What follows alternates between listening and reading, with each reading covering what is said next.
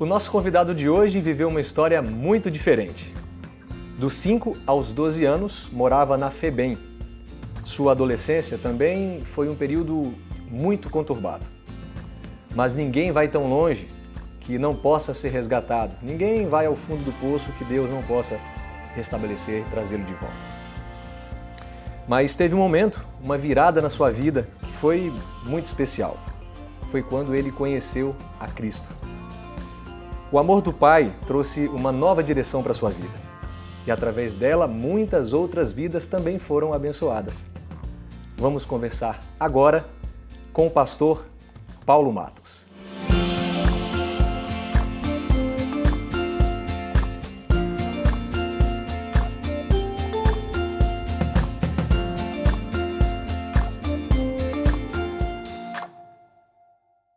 Pastor, seja muito bem-vindo aqui ao Terracota. É um prazer tê-lo aqui com a gente, para a gente bater um papo, saber mais da sua vida. Seja bem-vindo e muito obrigado por ter aceito o convite de estar aqui com a gente hoje. O prazer é meu estar aqui com vocês, conhecer essa família querida e participar daquilo que Deus fez na minha vida para outras pessoas seguirem o Mestre. Amém, legal. Pastor, a infância ela é uma fase muito importante na formação do indivíduo, né? Uhum. Qual foi o impacto de viver nesse ambiente para a sua vida? Que você deve ter acumulado traumas, dores. Como lidar com isso? Como lidou com isso?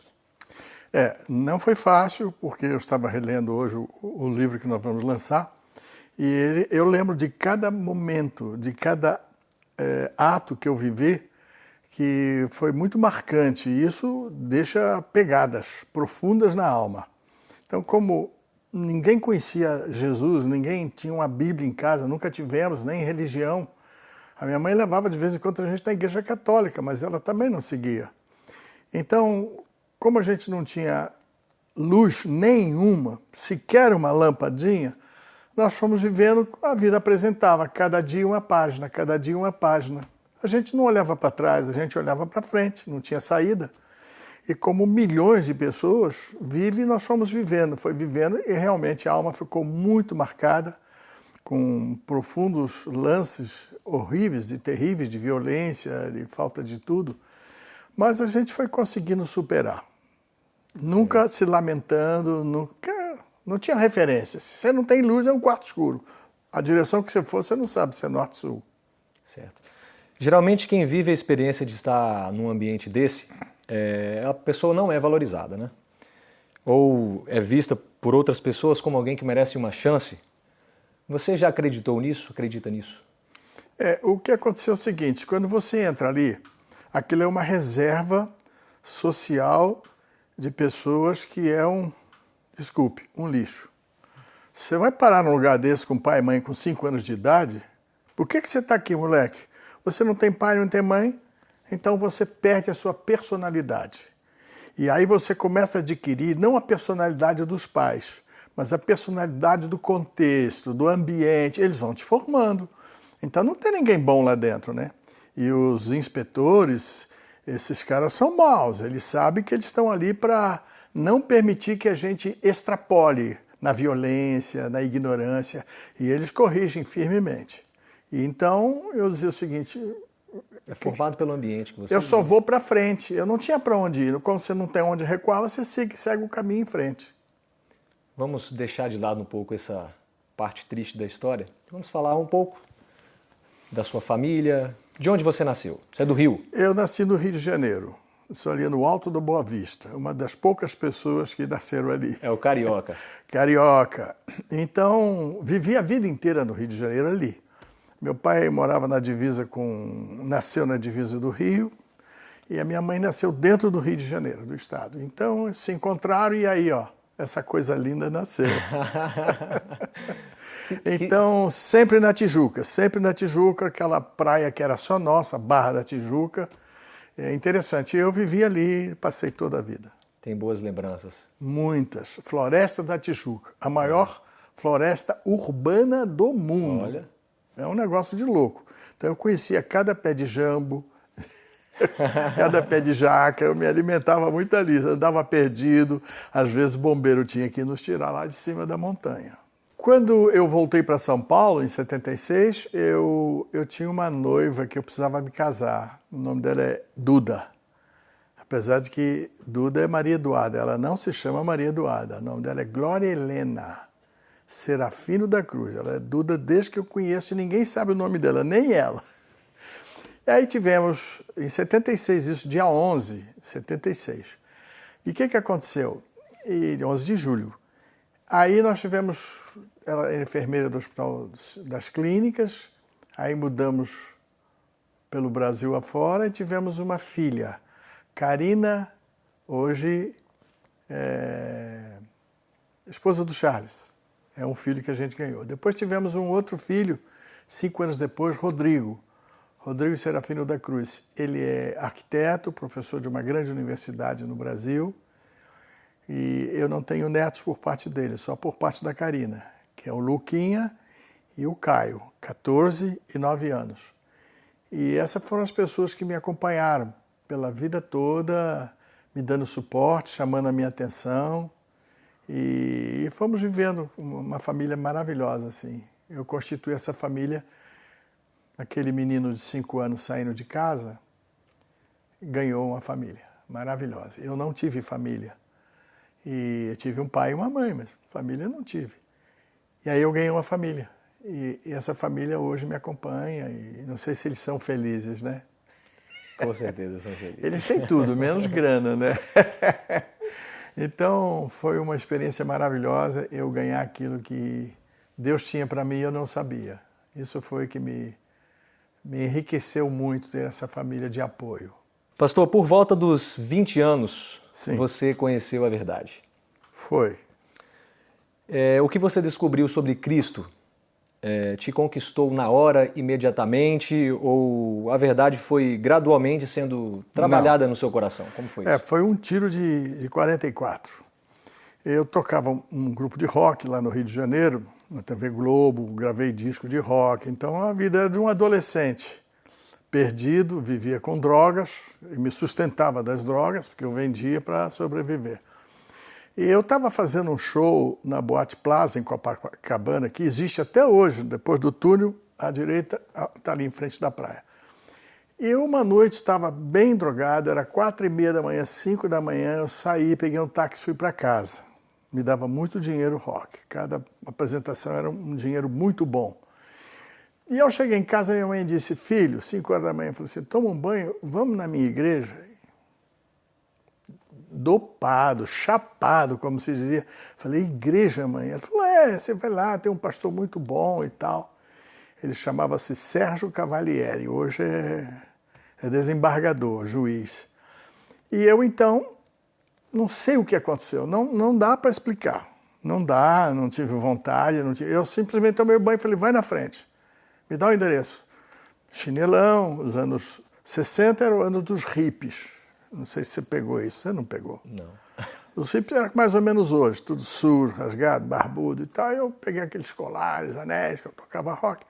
Peguei o ônibus e fui para a igreja. E eu desci lá na Rua do Matoso e entrei. Olhei assim, chapado, os olhos vermelhos.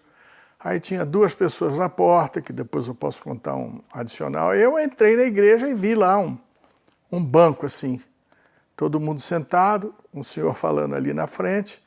Eu pedi licença e eles foram tão gentis que quando eles me viram naquela indumentária, aí eles foram chegando para o lado. Quando eu vi, a gentileza era enorme, eu estava sozinho no banco. Eu não estava fedido, tá? Eu tinha tomado banho. E aí um senhor, Rui Coelho, falando assim sobre Jesus, assim, aquela maneira calma, tranquila. E eu comecei a ouvir aquilo, que Jesus era isso, era aquilo, aí pegou no peito, no coração. Quando eu dei conta, na prédica dele, aí, não era sermão, ele estava passando a lição. Quando eu dei conta, aí escapou uma lágrima. Eu falei, não é possível. Eu, malandro do Rio aqui, chorando, não é possível e tal. E foi embora. Fui para a praia, encontrei os amigos. Essa foi a forma que eu encontrei pela primeira vez que alguém falou em Jesus para mim, uma pessoa muito singular, simples, sem oratória, sem teologia, era um conduto de Deus para mim, A fome que eu estava, o favo de mel veio dele. E eu experimentei, foi muito doce para mim, muito doce. Louvado seja Deus. Amém. Você me falou que quando você chegou na igreja, as pessoas olharam meio de lado, porque você estava com uma roupa daquele jeito e tal. O senhor, como pastor, isso ainda acontece, independente da igreja, isso acontece por quê? É o preconceito, né? A igreja ela tem limites de comportamento, ela tem assim, é um quadriculado, você tem que se encaixar ali. Não é um clube, mas é uma instituição social. Ela traz você de como você está para dentro. E nós, nossos líderes, isso desde que os peregrinos chegaram aqui, eles eram assim, quadriculados. Então, se você se encaixasse, tudo bem, bem-vindo. Mas se você não se encaixa, isso na vida não é só no comportamental, não é só na indumentária, na sua roupa que você veste, na sua forma de se apresentar, mas na forma moral também. Eles englobam tudo no moral, você está fora. Você está fora, você está fora. Então, isso era uma forma que eles viam dos anos 60, a rebelião dos anos dos Beatles, dos Rolling Stones e tal. A sociedade estava em mudança. Depois da UCLA, a universidade aqui da Califórnia, fez um grande movimento. A França também nos anos 60. Aquilo espalhou pelo mundo, né? Como está vendo agora a internet. E aí a gente estava vivenciando aquilo. O rock, o amor livre, paz e amor. Então, era a doutrina que se afirmava, que se firmava. Conclusão, com 17, 18 anos, você faz o quê? Você tem que ser aceito por alguém. Você tem que ser aceito pela sociedade a qual você está inserido. Se você for muito careta, você não entra. Você vai viver isolado. É um outro grupo, não aceito. Como hoje, todo mundo anda rasgado e é bacana. Tá? E todo mundo anda rabiscado, pintado, e é bacana. Hoje o debate isso já foi para bandidos. Hoje é para gente boa, que tem grana. Quer dizer, o discurso muda. E a igreja tem esse comportamento também. Ela segue o padrão social de cultura. Isso é a parte cultural da igreja. Então a gente sente isso. Paulo, você tem uma história com a música. Você acabou de falar agora um pouco que você já foi baterista e baterista de uma banda famosa. Tocou na Globo, rodou noite, por aí. Como é que a música entrou na sua vida? Assim, é uma tendência, ela já vem no DNA. Meu pai, ele não era músico, ele tocava música. Nos bailes, sexta-feira, ele saía de casa para o trabalho, não voltava na sexta-noite, estava nos bailes. Não voltava no sábado, estava no baile. E não voltava no domingo, estava no baile. Meu pai só chegava segunda-feira à noite. Aí do baile ele ia para o trabalho e depois ele voltava. Então eu começava a perceber, ele me levava às vezes, quando perto de casa, para tocar pandeiro. E com 5 anos, 4 anos, 6 aninhos, isso estava em mim. Então eu fui aprendendo e tocava em casa assim, tinha umas varinhas assim, vendo televisão, eu ficava acompanhando assim. E o meu pai dormindo, ouvindo. Aí um dia ele falou assim, nunca me deu nada, nunca, nem bom dia, nem boa tarde. Meu pai nunca fez a compra de casa. Olha, eu já estava com 18, 19 anos. Ele saiu comigo numa loja, Rua da Carioca, no Rio, que só instrumentos musicais. Ele falou, escolhe. Eu falei, não, escolhe. Eu ouço que você toca bem. Peguei uma vermelha e levei. Aí já montei um grupo. Tinha uns amigos bons de grana que tocavam tudo. E aí ali a gente ficou na garagem dele e dali foi embora, né? Aí um cara percebeu, já me levou para um grupo. Aí esse grupo fez sucesso. Aí fomos para a Globo, né? E trabalhávamos nos clubes, sexta e sábado à noite. Foi um período da minha vida, até que eu gravei também o Natal em Iê, Iê, Iê. Eu tinha esse disco, mas já perdi. Então, a gente começou uma carreira ali. E aí, de repente, veio Jesus e estragou tudo. A minha carreira de músico foi para o espaço. Jesus resolveu o problema. Chutou a bateria, rapaz. Chutou, foi embora. Chutou o rock, a bateria, a guitarra. E as recorrências que vêm com a música de clube, de TV Globo. Você toca na TV Globo, à noite você está no clube e chove, né? Todo mundo vem em cima, né? Você tem contato ainda com algum amigo dessa época? Eu acho que eles já morreram tudo, só eu restei. Só eu restou. Eu tive contatos assim com alguns amigos assim da música popular brasileira. Eli é uma coisa interessante. Eli era um rapaz criado na igreja, filhos parente de pastores, estudou no IASP, no IP. E esse rapaz virou do Brazilian Beatles, era o grupo mais famoso do Brasil. Todo final de semana na Globo, aquele negócio, né? Faustão de hoje, chama os melhores. Ele toda semana estava. E a gente se encontrava em shows no Fluminense, no Botafogo, no Pedra Negra. A gente se encontrava constantemente, né? Pá, chapado, tudo bem, irmão? Tudo cabeludo e tal. E uma noite, depois de anos, eu já estava na igreja, formado em teologia. Olha a situação. Esse cara andava com Chico Buarque, Caetano, Gil e todo esse caldo baiano aí, o Dendê, a turma do Dendê. Ele vivia com esse pessoal. E o Eli era crooner do Brazilian Beatles. E uma noite eu estava tocando na rua. Eu tocando não. Peguei a minha igreja de Botafogo, nos anos 75, e falei, nós estamos aqui à toa, vamos comer pizza, cara. Comer pizza o quê? Isso engorda. Vamos para a Praça do Rio de Janeiro aqui. Qual é a praça? Praça Nossa Senhora da Paz, em Ipanema. Tinha uma festa hippie ali, todo fim de semana. Aí arrumamos em frente à igreja, montei os instrumentos todos.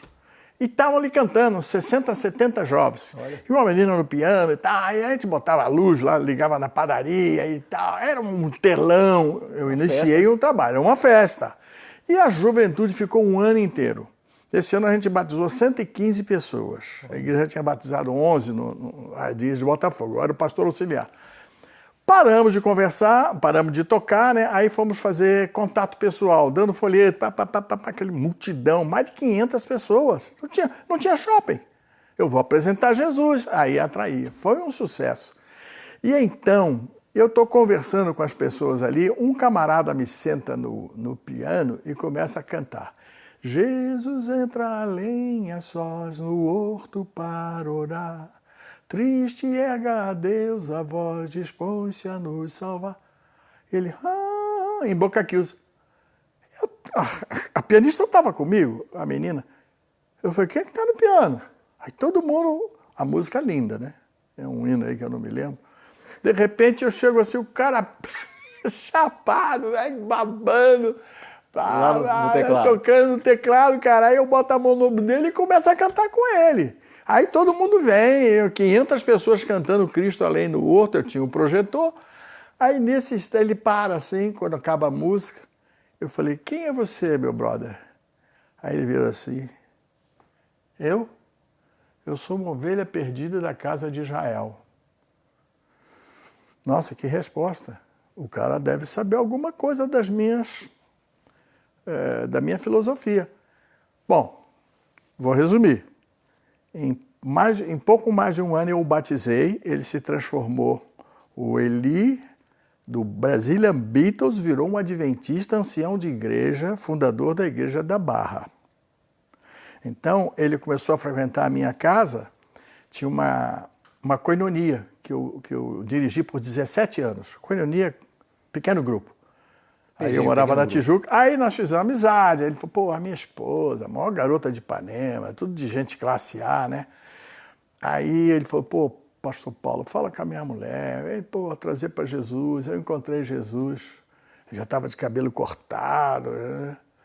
Aí eu fui falar com ela, ela falou, pastor, fica com ele, quero saber desse cara não, crente não, de jeito nenhum, a gente se separa aqui agora. E foi assim que a gente conseguiu ganhar a primeira alma da MPB, né? Não sei se era MPB, rock, MPB, que ele estava com esse pessoal. E ele ia às terça-feira à noite na minha casa tocar o zininho de igrejinha.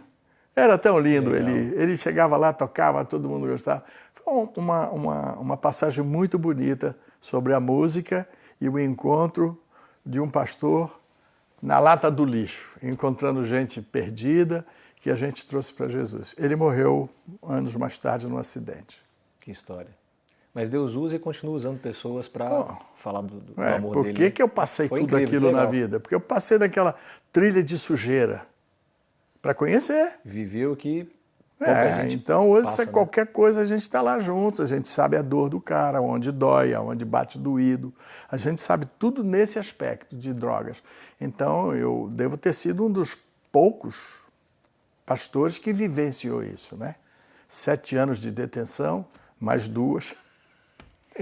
Prometi que eu nunca mais seria preso. Aí as drogas, sabe, levam a gente para esse caminho. Então eu passei por alguns momentos difíceis. Pastor, em algum momento você sentiu o desejo de trabalhar com comunicação através do rádio, né? Sim, verdade. De onde veio essa ideia? Eu não sei explicar, é a vocação também. A bateria era uma vocação, eu me tornei um desenhista profissional, arquitetura, trabalhei na Ponte Rio-Niterói, construindo a ponte como desenhista, projetista. Então, algumas vocações vieram. Aquele lixo humano tinha alguma coisinha ali que Deus poderia usar, se fosse descoberto. Então, como eu não tinha orientação dos meus pais, de ninguém, de amigo, minha amiga era rua, favela, shows, isso era a minha vida. Então, eu tive que olhar um pouco para mim. Então, eu comecei a ver que eu tinha qualidades, sabe? Eu comunicava, eu era o contador de histórias da minha turma. Tínhamos 80 moleques na rua. Você é um cara comunicativo, né? Pois é, e eu não sabia que existia. Mas sempre foi comunicativo? Sempre desde foi, desde criança. Líder, comunicativo, proativo. Tem que ser simpático, proativo. Eu tinha isso, mas naquele tempo ninguém estudava neurociência, ninguém estudava PNL, ninguém sabia nada disso, o mundo estava cru. Aí um dia eu estava na igreja, veja bem, aí a igreja jovem eu não fazia nada, eu só sentava lá, ficava com eles, então eu não tinha para onde ir. A minha fuga era a igreja. O problema era guardar o sábado, porque sábado à noite tinha tocar, e cercado de vapor, o vapor é droga. Aí eu ia para a igreja sexta-noite, sentava lá sozinho, e o coral jovem lá cantando, e eu sozinho no ensaio. Para passar meu tempo, pô, sexta-noite é importante demais, né? E eu estava na igreja, eu tinha que ficar na igreja, não podia ligar a televisão, rádio, o que eu fazia? Eu mexia com música, eu vou para a igreja. Eu tinha que me esconder ali na gruta. Aí um dia alguém falou assim, numa escolha dos melhores meninos do ano lá na Igreja Central, uma moça falou assim, o melhor comunicador é Paulo Matos. Quem é Paulo Matos? Ninguém conhecia, eu era um jovenzinho ali. Aí eu apareci. Aí eu falei, melhor comunicador? Aquilo foi o gatilho. Um elogio fez com que despertasse em mim prorrompeu uma nova característica de personalidade. Aí fui fazer teologia. Quando eu cheguei na teologia, minha mãe me deu um radinho, que eu botava lá na minha cabeceira. Depois do almoço eu deitava e eu ouvia um pouquinho. E tinha um camarada chamado Hélio Ribeiro, um dos maiores comunicadores do Brasil. Ele foi para a Inglaterra, acho que morreu, na Bandeirante. E eu via como aquele cara falava, ele fazia, controlava os carrapetas, e eu ficava ouvindo, e aquilo ficou guardado. Me formei e fui embora. Chegou no Rio Grande do Sul um dia, eu quis abrir uma rádio, eu queria fazer, porque a igreja foi a primeira na América do Sul a abrir um programa de rádio, A Voz da Profecia, que era um programa de consolação para os pós-guerra, 1945, essa geração. Aí eu falei, nossa mãe, a igreja ficava feliz, disse, conseguimos um horário às 4h30 da manhã na Rádio Relógio. Traço. Eles estão tão empolgados. Pô, eu pensei que fosse Rádio Globo, Rádio Tupi. Não, Rádio Nacional. Rádio ponto, traço, 4h30 da manhã. Eu falei, mas como é que a gente vai chegar no fim do mundo, depois de Mateus 24, com uma rádio às 4h? Aquilo foi, sabe, Deus fez, calma, moleque, calma. Aí um dia eu cheguei e falei assim, olha, nós precisamos de ter uma rádio. Aí eu cheguei no Rio de Janeiro, comecei a fazer programas no Rio Grande do Sul, como departamental. O pastor tinha testemunho, ele estava lá, um garoto, eu que ordenei ele. Ele ficava empolgado. Aí eu comecei assim, vocês têm rádio aqui na cidade? Ijuí, Carazinho, aquele norte do... Eu tem uma rádio. Falei, o que é que toca? Rancho, o dia inteiro. Falei, vem cá, depois do almoço ninguém vai para casa, come aqui. Revista Nosso Amiguinho, revista Vida e Saúde, revista de vinho, tragam tudo e vamos fazer. Aí montei um programa de rádio e fomos para a rádio às 4h da tarde. O que aconteceu? Bombou. Aí o dono da rádio falou, nossa, que maravilha. A gente estava feliz porque ele deu espaço. A rádio não tinha nada. Não, ele falou, não, vocês são nossos agora. Agora, todo sábado à tarde, vocês vão fazer o programa. Ganhou o dono da rádio. Ganhei o dono da rádio e aí foram 19 emissoras. Olha. 19 emissoras no Rio Grande do Sul. Foram os jovens, o departamental jovem foi instalando essa filosofia. Quando eu chego no Rio de Janeiro, assim, eu falei para um rapaz assim, caramba, eu precisava de uma rádio. Ele falou, vou procurar para o senhor. E esse cara fez o quê? Chegou no meu escritório e falou, tem uma rádio para vender em Rio Bonito. Eu falei, é minha, fala para o cara que é minha. Quanto que ele quer? 300 milhões de cruzeiros. Eu falei, quanto? 300 milhões. Ele falou, é minha, pode avisar agora para o cara. Não tinha um centavo. Não tinha nada. Só uma ideia. Conclusão, a ideia não era minha. Ela veio de alguém. E agora, para arrumar 300 milhões? E o cara me ligava, cadê o dinheiro, pastor? O Macedo estava começando, ele era meu concorrente em Botafogo. Ele estava começando a mexer com rádio. Aí o que aconteceu? Aí eu falei, não tem. Aí eu rodei, eu chamei 10 irmãos, 30 mil cada um. Vamos lá. Eu vou vender meu carro, vou vender meu sítio, vou vender meu apartamento. 6 meses nada. Aí um dia eu estava deitado na minha cama, com um projeto ali pululante. Deus me acordou e falou assim, você sabe onde você tem esse dinheiro. Vai lá buscar. Sei. Eu trabalhei com o Milton Afonso nesses projetos da rádio na rua, esse programa da rua. Ele me deu como é que se diz, o gerador. Ele me deu um gerador, para não ficar ligando lá do outro lado da rua. Ele me deu o gerador e bancou tudo que eu precisava ali. E eu era um jovem pastor, 25 anos. E o Milton já me conhecia, ele era da minha igreja. Conclusão, peguei meu carro, fui para a associação, chamei um pastor, Railton. Pastor, vamos comigo na Golden Cross. Falei, vamos? O que você vai fazer lá? Vamos pegar 300 milhões. Você tá louco, cara? Falei, vou. Cheguei lá, bati na porta, o pastor Paulo está aí, quer falar com o senhor. Aí ele falou, ele entrou, ele saiu da mesa, senta aí, pastor, senta aqui. Sentamos ali. Então, o que você precisa? Eu falei, eu preciso 2 minutos. Eu preciso de 300 milhões de cruzeiros agora. Armando Penalva, separa 300 milhões de cruzeiros para o pastor Paulo. Pronto? Falei, obrigado. Trago os documentos para assinar. Comprei a rádio. Em 3 parcelas, inflação de 20% ao mês. Ganhei muito. 300 milhões, 100, 100, 100. Quer dizer, 80, 80, 80. Comprei a rádio pequenininha ali, 30, 40 quilômetros, Itaboraí, onde a associação tem lá. Comprei a rádio, cheguei na associação, entreguei os documentos para o presidente. Conclusão. Devolve a rádio. Doutor Milton, aqui está a rádio. Ele falou, se vira. Você me pediu dinheiro e eu te dei. Agora você tem toda a responsabilidade. Sua responsabilidade. Se fosse um hospital, eu aceitaria. Ficaria com ele, tudo. Uma clínica, não. Mas um rádio, não sei nada disso. Eu tinha um sonho no coração e você despertou o sonho. Conclusão, comprei 1, 2, 3, 4, mas tive que pedir demissão. Perdi todos os meus direitos de pastor. Fiquei 17 anos trabalhando nas rádios, não consegui apoio na universidade, na faculdade de teologia, não consegui apoio nos campos, não consegui apoio. Então falei com o Alci. Aí o Alci falou, cara, você é louco, você vai para o lugar do Bulhão na União, cara, depois você vai para a divisão, você vai bater o mundo, cara, você é o cara. Eu falei, que cara, rapaz? Ele falou assim, mas você é louco, Paulão, como é que você larga teu ministério, entrega uma carta para cuidar de rádio? Eu falei, cara, é a bola da vez, é rádio, cara, não tem que ficar alugando às 4 da manhã e ficar feliz. Isso não é o cumprimento da missão. Você precisa entender. Não, eu não te entendo, não te entendo, não te entendo. Aí eu falei assim, cara, você pode ter uma aqui. Se você quiser, eu vou a Brasília e arrumo um canal para você. Como é que a gente faz? E aí saiu. Ele precisou de dinheiro, precisou de equipe, e aí eu era o agente do Milton, pegava o dinheiro, pegava as que vinha na América, comprava equipamentos, aí comecei a fazer assim. Aí ele abriu 2. Aí começamos ali, foi a primeira. Eu tinha 4. E depois nós devolvemos para a obra porque ela não tinha condição. Era eu sozinho. E eu acabei saindo da obra por 17 anos. Perdi todos os meus direitos de pastor, aposentadoria, plano de saúde, para poder tocar o meu projeto. Depois veio a Novo Tempo. 10 anos depois, a Novo Tempo assumiu. E tá a força que está aí a Novo Tempo. Então, nossa, rádio... 1 milhão de alunos por ano. Isso já podia ser há 40 anos atrás.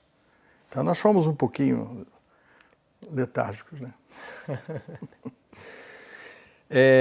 A gente falando sobre rádio, pastor, você chegou a se tornar vice-presidente da Associação das Emissoras de Rádio do Rio de Janeiro. Como é que foi isso?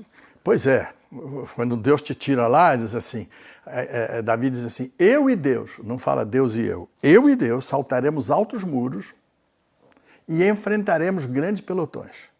Esse verso ficou comigo há muitos anos. Eu e Deus, então, ele bota gás, eu vou a gasolina é dele, mas vai em frente, o carro é teu. Aí, quando eu fui ver, eu comecei a me tornar um cara assim, a Golden Cross está na rádio. Melhor empresa do país de saúde, da América do Sul. A Golden Cross me chamava o menino de ouro. No meu ambiente de rádio, eu era chamado de o menino de ouro, menino de ouro. Aí eu tirei a veste de pastor e acionei o meu lado zero, né? De empresário. Empresariado. O Milton bancou, aí os caras falaram, eu tinha reunião com o presidente, era o doutor Roberto Marinho, e o tesoureiro era o da Manchete, Bloch, e eu era o vice-presidente de comunicação. Então chegava qualquer autoridade, Sarney, Antônio Carlos Magalhães, quando eles vinham no Rio de Janeiro, a minha missão era recebê-los com a caravana e estar em contato com essas grandes. Eu ia para Brasília, voltava, aí comprei uma rádio em Brasília, Rádio Nacional, 100 quilos. Você sabe o que é isso, né? 100 quilowatts. Era a maior emissora do Brasil, pegava na Amazônia, pegava em tudo. E eu fui o diretor dessa rádio. Depois eu tive que desfazer tudo. 17 anos eu perdi, mas surgiram novos frutos, né? Que a gente está discutindo aqui. Esse foi o meu trabalho com rádio. Pastor, você foi diretor do IASP por 3 anos. Podemos falar disso? Podemos. Você ajudou a construir 3 escolas. Antes, no meu ministério, em 75 eu comecei. Aí trabalhei no Rio, esse movimento todo e tal. Aí eu vim para São Paulo, fui chamado para São Paulo, porque eu precisava casar com uma moça. Uma moça que está aqui com a gente no estúdio. Ela está aí, e eu fui casar e eu pedi a obra, olha, eu estou aqui, todo mundo conhecia meu passado, é difícil viver assim, né, incólume, nesse mundo aqui do Rio de Janeiro. Não. Aí me deram a transferência. Em 99, 2000, eles me chamaram de volta. Ok. Olha, queremos você, não tem lugar para você. Me chamaram em março. Junho, julho, dezembro. Encontrei um lugar. Aí voltei para a obra. IASP é Instituto, pessoal que não sabe. São Paulo. São Paulo, escola. Campinas. Do Eli. O pai dele era diretor lá. O Eli Prates. Eli Prates do Família Prates, né, do Prisma. Saí viajando 3 anos com o Prisma pelo Brasil. Conseguimos 1000 alunos saindo com o Prisma. Saía, noites de ônibus, aí a gente fazia nas escolas, reunia, nas igrejas, aí fomos trazendo, nós conseguimos 1000 alunos. Nessa aí eu era diretor de marketing, né? Então foi aí que eu fiquei 3 anos ali, como pastor e diretor de marketing e diretor interno, né? Foi muito bom, foi divertido demais. Eu estava voltando para a escola, trabalhar com alunos, e foram anos maravilhosos, fiz muitos amigos pelo Brasil, espalhados pelo mundo, né? E aí eu fiquei no IASP. Esse interesse pela educação que você gosta? Sim. Quando eu vim para São Paulo, eu me perdi aí. Eu construí uma escola em Campo Limpo. Hoje é um escolaço de 2000 alunos. Era um barracão, num terreno, que chovia mais dentro de aula, eu tinha que mandar os alunos embora. Porque eles adoravam quando chovia, porque não tinha aula, e era barro, eles ficavam brincando. Eu falei, não é assim não. E eu tinha sido desenhista, projetista, aí trouxe o primeiro engenheiro para a Associação Paulistana. Fui no Rio, trouxe o filho de um pastor para trabalhar como engenheiro. Abrimos o departamento de engenharia, ninguém sabe disso, é a primeira vez que estou revelando. Primeiro departamento de engenharia da obra na América do Sul foi na Paulistana, um engenheiro meu amigo. E ali sentamos e montamos o projeto, porque eu trabalhava arquitetura, ia começar a faculdade de arquitetura. Aí começou a montar a primeira escola. Hoje eu tomo o quarteirão. Aí eu fui para Cotia, uma cidadezinha desse tamanho, aí construí uma grande escola com 2000 alunos. Todos os filhos dos importantes estudavam naquela escola. Depois eu fui para Santos, 2 salinhas de 12 alunos. Construí um prédio de 3 andares. Então, de 2000 alunos também. Então, a minha vida eu cheguei à conclusão, algumas concepções que você faz sozinho com Deus. Eu entendi que educação era redenção. Redenção era educação. Romanos 12, transformai-vos pela renovação da vossa mente. Não fica conformado com o que você é, com o que você tem. Eu tenho aqui em cima um celeiro de bênçãos para você. Se você ficar na mediocridade, você vai receber bênçãos medíocres. Mas se você encarar, eu e você faremos milagre. Foi assim que aconteceu. Pastor, eu queria que você falasse aqui um pouco para os jovens que estão assistindo a gente agora, que foi uma parte da sua vida que você acabou de confessar que foi bem legal, interessante, que você ensinou, aprendeu também, acredito que você também deve ter aprendido com eles, né? Os pais, professores, pastores que atuam e trabalham com esse público jovem, adolescente, eu queria te pedir especial para que você olhasse para aquela câmera ali agora e você falasse alguma coisa para eles, por algum momento que estão passando, se isso passa, se é normal, o que você quiser falar. Todos nós somos feridos de morte, ok? Em pecado me gerou a minha mãe, Salmo 51, 3 ou 5. Em pecado me gerou. Então eu não tenho salvação. Eu não tenho jeito. Eu tenho heranças maléficas do meu pai, da minha mãe, do meu avô e da minha avó, como diz o biólogo Mendel. Você é 50% do seu pai e 50% da sua mãe. Não tem nada bom ali, não. 25% do seu avô e da sua avó. 12,5% do seu bisa da sua bisa. Então você não é um cara legal. Se você não aceitar a Jesus, não vai mudar nada, só piora. Então foi isso que eu aprendi na minha vida. Que Deus falou, olha, sem mim você não tem chance. E como eu passei sofrimento, abandono, um monte de necessidades, eu aprendi a conviver com todas as dificuldades. Mas eu nunca deixei de me ajoelhar, de orar, de conversar, ler a Bíblia, estudar violentamente, teologia, adoro estudar, ler. Então, o fato de eu me aproximar de Cristo foi a redenção.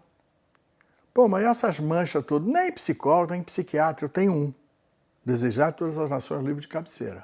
A vida inteira lendo 40 vezes. E ele foi me mostrando como Jesus se comportava. Eu não preciso de orientação de ninguém. Eu tenho Deus, eu tenho Cristo. Então eu comecei a andar próximo de Cristo e comecei a ter sucesso, porque todo mundo precisa, segundo a pirâmide de Abraham Maslow, um grande psicólogo americano dos anos de 1800, ele dizia o seguinte, nós temos necessidades fundamentais, casa, comida, abrigo. Quando eu estudei Maslow, eu vi que a gente precisava de um abraço todos os dias. Se você não recebe do pai, que sai de manhã e volta de noite, não recebe da mãe, que está despreocupada, você não tem da onde, cara. Esse abraço, que aí eu falo assim, me abraça, cara. Eu estou contigo. Aqui mesmo, na cidade de Washington, nesses dias, eu já tive contato com alguns jovens que estavam... E aí eu os abracei com carinho, amor, eles estão feridos. Todos nós, membros de igreja jovem, estamos feridos pelo pecado e pelo relacionamento mal feito. Se você quiser ter sucesso com um jovem, o abrace. Aceite como ele é. Seja um deles. Ele ouve a mãe o dia inteiro enchendo o saco, o pai o dia inteiro enchendo o saco, a família inteira, você não fez, você não vai tomar banho. Quando ele chega na rua, todo mundo, ai, malandro, fedido do jeito que você está, eles te abraçam. Entendeu? Você é um cara deles, então ele é abraçado, ninguém critica se você fez errado, você é abraçado. E aí eu descobri essa mecânica da vida, que eu tenho que abraçar qualquer um. E o meu abraço é o meu cartão de visita, o meu sorriso. Aí eu começo a bater um papo. Tem um verso muito interessante da vovó White. Ela diz assim, Jesus se aproximava das pessoas como alguém que lhes queria o bem. Amizade, coração. Depois dizia, vem e segue-me. Esse é o texto que a gente encerra aqui. Obrigado, pastor, Já? pelos conselhos. Já? A conversa tão boa, né? Mas eu preciso terminar e eu quero te fazer uma última pergunta, pastor. Preparado? Sim. Posição, senta direitinho. Pode fazer aquela pergunta? Pode.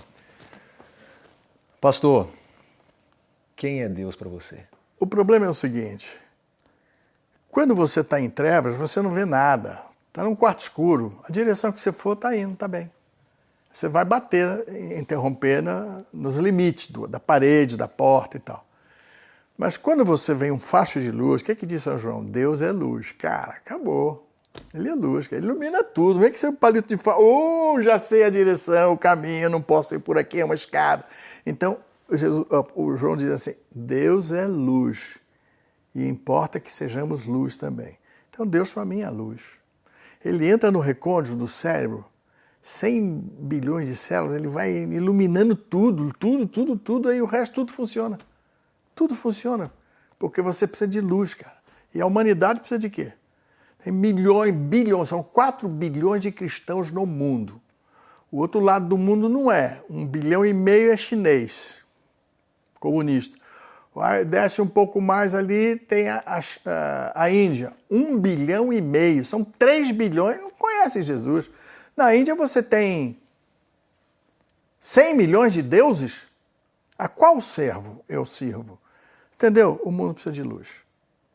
Então, e luz boa, verdadeira, como o sol, aquece, enriquece, fortalece.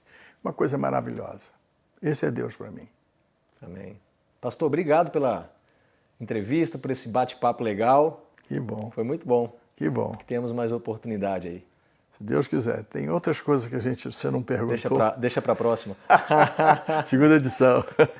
Muito obrigado. Fica com Deus, tá? É um prazer. Deus continue te abençoando e usando. Obrigado. Tá? Você que assistiu ao Terracota de hoje, foi muito bom. E eu quero te fazer mais um convite para que você possa divulgar essas entrevistas para os seus amigos, que você possa comentar, curtir, compartilhar, se inscrever no nosso canal Terracota do YouTube e tá aqui com a gente sempre. Nós preparamos um clipe todo especial para você. Fique agora com ele e até a próxima entrevista Terracota. Tchau, tchau. Um abraço. Almejo o dia em que verei uma pequena luz no céu, e essa luz aumentará. Milhares de anjos surgirão. Eu creio sim que Ele virá, e muito em breve eu subirei para um novo lar, um novo céu. Para sempre eu estarei, feliz eu viverei, verei Jesus.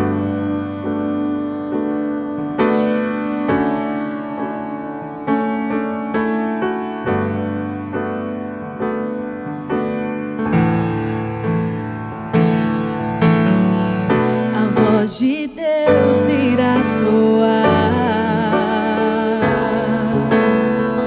nas nuvens sua glória surgirá, 1000 gerações se encontrarão e para sempre louvarão. Eu creio